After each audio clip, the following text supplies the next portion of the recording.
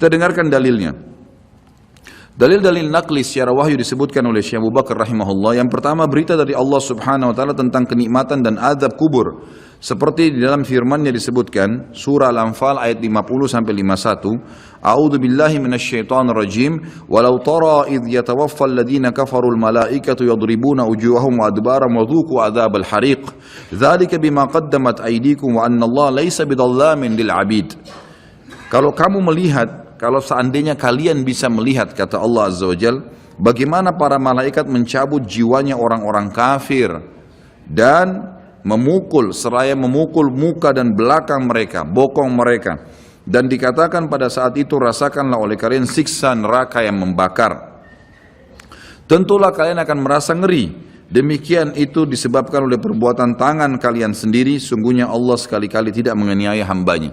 Kata ulama tafsir yang dimaksud adalah pada saat dicabut ruhnya, dihantam wajah dan bokongnya, kemudian dirasakan rasa panas. Pada saat dimasukkan ke kuburan, dia akan merasakan juga panasnya api sampai dibangkitkan pada hari kiamat. Ini makna tafsir dari ayat.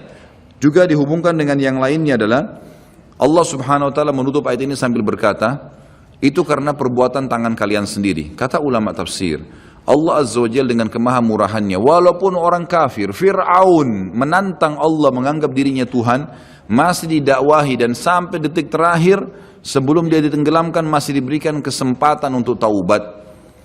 Makanya kata Nabi SAW, wala yahliku illa halik, tidak ada orang yang masuk neraka kecuali orang yang bobrok. Karena sampai dia mau meninggal, sinyal Allah terus datang untuk taubat. Baik dari lisannya orang lain kah, fenomena yang terjadi kah, ada saja. Maka orang yang cerdas harus bisa mengambil pelajaran. Teman-teman, ulama juga menitikberatkan begini. Setiap azab Allah akan datang yang besar, Allah selalu datangkan azab yang kecil sebagai peringatan. Sebelum seseorang itu rubuh hotelnya, terbongkar aibnya karena dia berzina, akhirnya dibuka orang seluruh dunia bisa melihat, maka pada saat pertama dia mau berzina, Allah Subhanahu wa taala tanamkan rasa takut dalam dirinya, khawatir ketahuan. Tangkap tak sinyal itu? Enggak, tetap ngotot jalan. Baik, setelah itu Allah Subhanahu wa taala buat pasangannya telepon. Ada temannya telepon, gitu kan? Atau pasangan yang sedang dia akan ini juga begitu.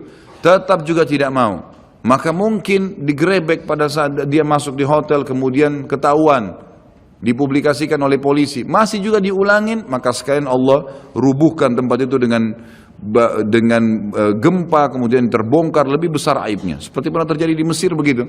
Akhirnya rubuh sebuah hotel yang memang selalu dipakai untuk zina, dan banyak sekali, subhanallah, dengan hikmah Allah, orang-orang yang berzina meninggal sementara mereka lagi berzina dan tidak rusak badannya di hotel itu, sementara hotelnya hancur.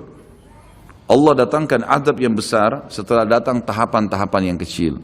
Harus sadar, Allah juga datangkan keimanan yang sangat besar setelah kita berusaha mendatangi iman-iman yang kecil, gitu kan? Berbuat dulu amal-amal soleh, nanti Allah akan datangkan keimanan. Terus kita jaga, akan datang keimanan yang besar sekalian, yang akhirnya kita sudah betul-betul siap untuk berkorban di jalan Allah Subhanahu wa taala. Jadi ini yang dimaksud dengan firman Allah tadi di penutupan ayat Al-Anfal ayat 51, itu adalah perbuatan tangan kalian sendiri. Sampai sebelum meninggal, sebenarnya kalian masih bisa selamat dari azab kubur, dari azab akhirat, dari siksaan malaikat dalam mencabut ruh, asal memang kalian dasarnya taubat.